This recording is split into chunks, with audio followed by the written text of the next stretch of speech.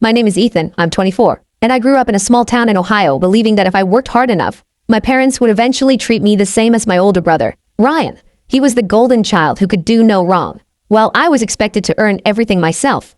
Throughout high school, and turned down trips with friends because I believed my parents when they told me they were saving money for my college. They constantly reminded me that education was important and that they had been putting money aside for years. When I was accepted into my dream university, I couldn't stop smiling because I thought all those sacrifices had finally paid off.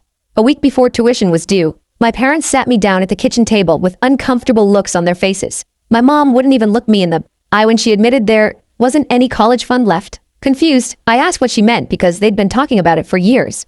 My dad sighed and casually explained that Ryan had gotten himself into massive debt after trying to start a business that completely failed, and they had decided to use every dollar of my college savings to bail him out. I honestly thought they were joking. When I asked why they hadn't told me sooner, my mom simply said they assumed I'd figure something out because I had always been responsible. Ryan didn't even apologize. He leaned back in his chair and laughed, saying I was smarter than him and would probably get scholarships anyway. That was the exact moment something inside me broke. I quietly stood up, packed a bag that night, moved in with a friend and took out student loans without asking my parents for another cent. Over the next 4 years, I worked 2 jobs while attending classes full-time, often surviving on instant noodles just to pay rent. I graduated with honors, landed an excellent software engineering job in Seattle, and slowly built the life I'd always wanted without their help. My parents barely called during those years, but 6 months ago, they suddenly reached out after learning about my salary. They said they wanted to reconnect because family is family. A week later,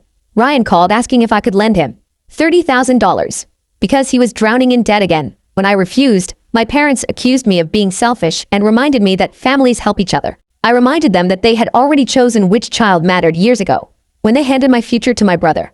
Then I blocked all of them. Now some relatives say I'm cruel for holding a grudge, while others privately admit they would have done the same thing. So, Eta?